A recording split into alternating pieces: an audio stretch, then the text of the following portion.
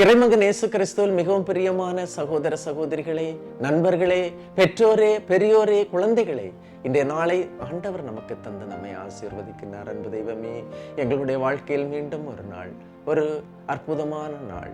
இன்று விடியதில்லை காண்பதற்கு நீர் எங்களுக்கு அருள் தந்திருக்கின்றீர். நேற்றைய தினத்திலே படுக்கைக்கு சென்றவர்கள் அதிகமான பேர் இன்று அவர்கள் எழும்பவில்லை. ஆனால் எங்களுக்கு மீண்டும் எழும்புவதற்கான, வாழ்க்கையில் வளமோடு செல்வதற்கான, வாழ்க்கை வாழ்வதற்கான ஒரு வாய்ப்பை எங்களுக்கு தந்திருக்கின்றீர். உம்மை போற்றி புகழ்ந்து ஆராதிக்கின்றேன். ஆண்டவரே, நாங்கள் கேட்கின்ற இந்த இறை வார்த்தை எங்களுடைய இதயத்திலும் உள்ளத்திலும் ஆன்மாவிலும் இருக்கட்டும். உம்முடைய அருள்கரம் எங்களை வழிநடத்தட்டும். தூய ஆவியின் துணை எங்களை பாதுகாக்கட்டும். எங்களுடைய குடும்பத்தை, எங்களுடைய பிள்ளைகளையும், நாங்கள் செய்கின்ற ஒவ்வொரு செயல்களையும் உம்முடைய தூய ஆவியின் அருள் பாதுகாத்து வழிநடத்தட்டும். ஆமென். அன்புமிக்கவர்களே, இன்றைய நாளிலே நாம் தியானிப்பதற்காக எடுத்துக்கொண்ட இறை வார்த்தை இணைச்சட்டம் 38ஆம் அதிகாரம் 1வது இறை வார்த்தை. உன் கடவுளாகிய ஆண்டவருக்கு செவி கொடு.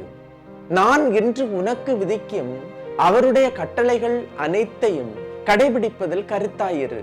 அப்போது உலகில் உள்ள மக்கள் இனங்கள் அனைத்திற்கும் மேலாக உன் கடவுளாகிய ஆண்டவர் உன்னை உயர்த்துவார். அனைவரும் வாழ்க்கையில் உயர வேண்டும் என்றுதான் நினைப்போம். நினைப்பதோடு நின்று விட மாட்டோம், உழைப்போம். எப்படியாவது வாழ்க்கையில் உயர வேண்டும், வெற்றி அடைய வேண்டும் என்பதுதான் வாழ்வின் இலக்காக, நம்முடைய லட்சியமாக இருக்கும். நம்மில் எவரும் வாழ்க்கையில் தோற்று போக வேண்டும் என்று நினைப்பதில்லை. தோல்வியை எவரும் விரும்புவதும் இல்லை. கடவுள் தருகின்ற வெற்றியின் ரகசியம் என்ன? கடவுளாகிய ஆண்டவருக்கு செவி கொடுக்க வேண்டும். செவி கொடுப்பது மட்டுமல்ல, அவருடைய கட்டளைகளை கடைபிடிக்க வேண்டும், அவருடைய ஒழுங்குமுறைகளை கடைபிடிக்க வேண்டும். அவ்வாறு கடைபிடித்து வாழும்போது கடவுள் உயர்த்துவார். அவ்வாறு கடைபிடித்து வாழ்பவர்களோடு கடவுள் வழி நடக்கின்றார். அவர்களோடு அவருடைய பிரசன்னம் தங்குகின்றது.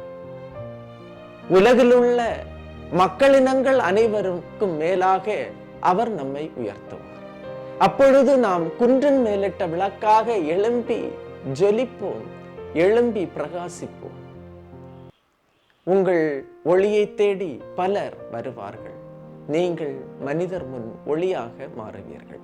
எனவே இந்த ஒளியாக இருப்பது, பிறருக்கு ஒளியாக மாறுவது, பிறருக்கு வெளிச்சம் தருவது, அது எதனால் அப்படி என்று கேட்டால், அன்புமிக்கவர்களே, கடவுளின் குரலுக்கு செவி கொடுத்து அவர் என்ன சொல்கின்றாரோ அதை செய்து இந்த உலகத்தில் வாழும்போது நாம் பிறருக்கு வெளிச்சமாக இருப்போம்.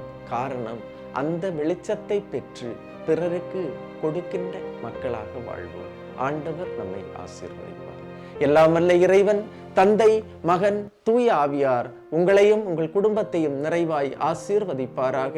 ஆமேன். இயேசுவுக்கே புகழ், இயேசுவுக்கே நன்றி. மரியே வாழ்க.